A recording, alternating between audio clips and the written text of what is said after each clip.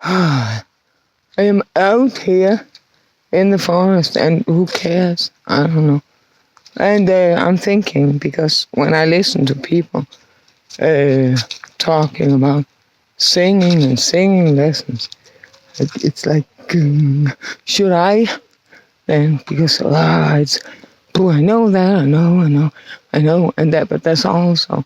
But it's like when I was younger, and people were singing on stages, and I want to get up there and sing, but God, they are standing there. God, I want, but then I could sit and sing loudly, and or good. Now I'm very restless. I want to move on with my life, but there's no obstacles anywhere, but to other people inside their heads there are obstacles. Why is it important? Because they are not focused on their own lives. They are somehow focused on trying to destroy my life and my children's lives. Why is it important to them? I don't know. But now I'm out here, and it's very nice to be in the forest, but also it's a very boring life. And then I'm thinking that that here is easy to breathe. And I thought about breathing exercises in relation to singing. And I thought it's a good place to make some breathing exercises that I have learned. This one I've learned from a lot of different singers. And this breathing exercise that I'm going to illustrate, I've learned from a singing teacher named Cecilie Krin when I took a singing course, a singing improvisation course with her. Or she was the teacher. And it's, I think it is about increasing the lung capacity. But of course you have to have the, what's it called, the support of the lower muscles in the back and in the stomach. And also the breathing and shoulders down and not straining the throat. I have some swelling sometimes in my throat, which gives me some problems, but it's not about singing technique. It's swelling of, what's the word? The slimy thing. I don't know what it's called. But because of, I assume, car accident and high metabolism. But it's a bit back and forth. But still, I know how to, when you breathe in, you're not supposed to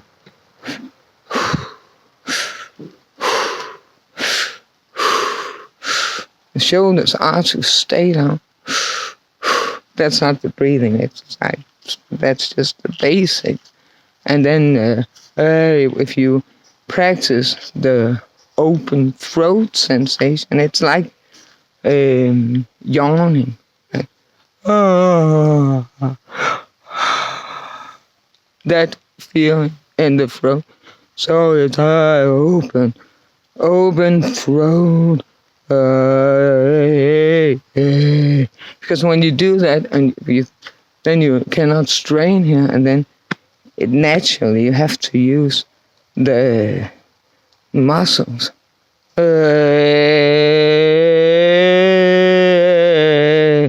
That I feel all the way down into my legs when I'm just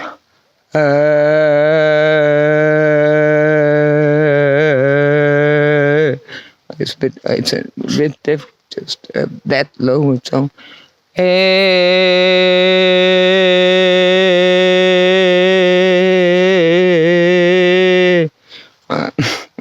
It's easier when you sing a song.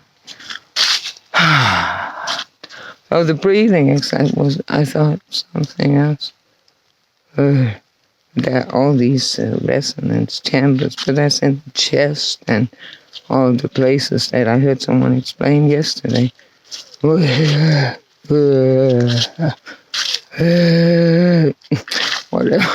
Doesn't sound like singing this that I'm doing right now.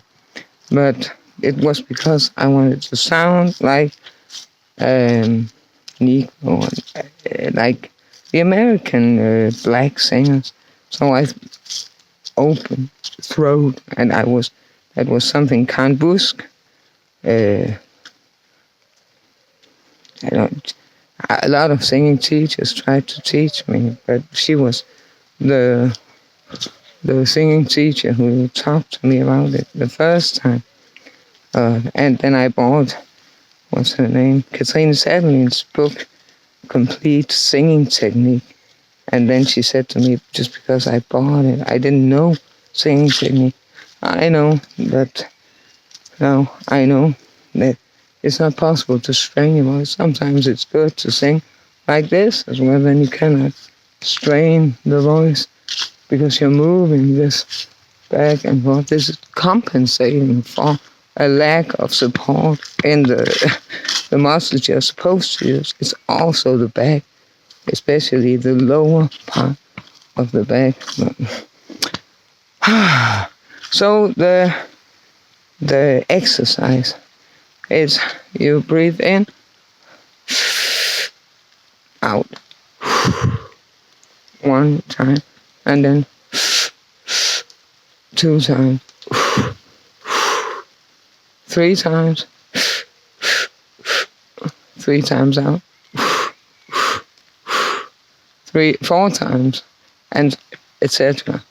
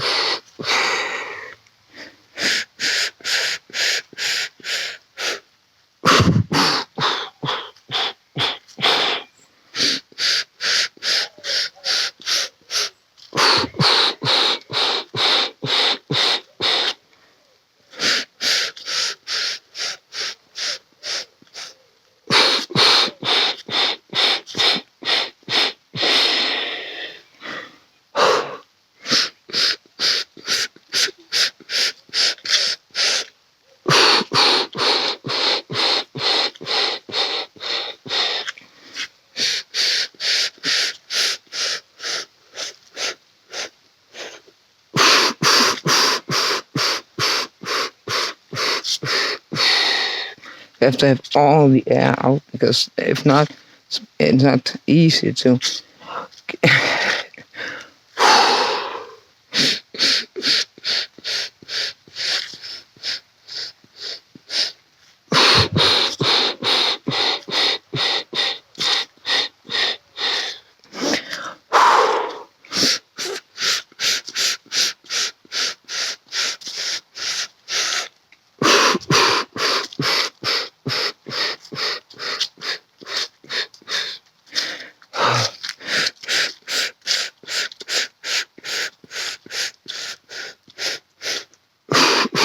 And so on, you can actually get to a very high number of breaths in and breaths out.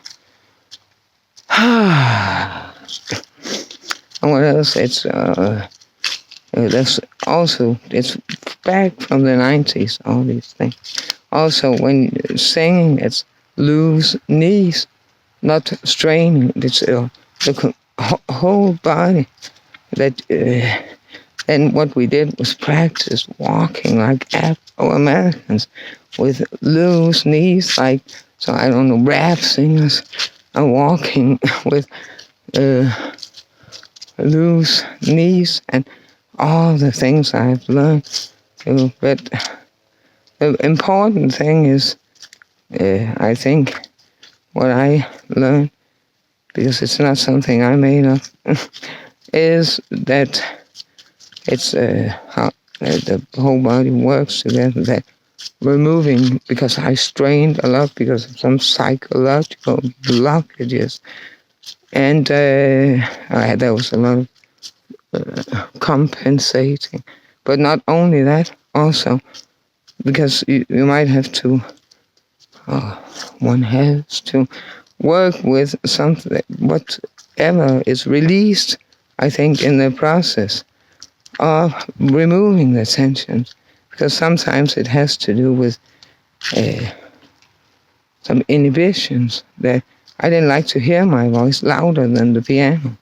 So I liked it better if the music was very loud, then I didn't feel so naked. And so I was better at singing if the music was so loud that then, but even though I was capable of doing it, if I didn't feel all the inhibitions and being afraid of hearing my voice so loudly, or being louder than others, or louder than a piano.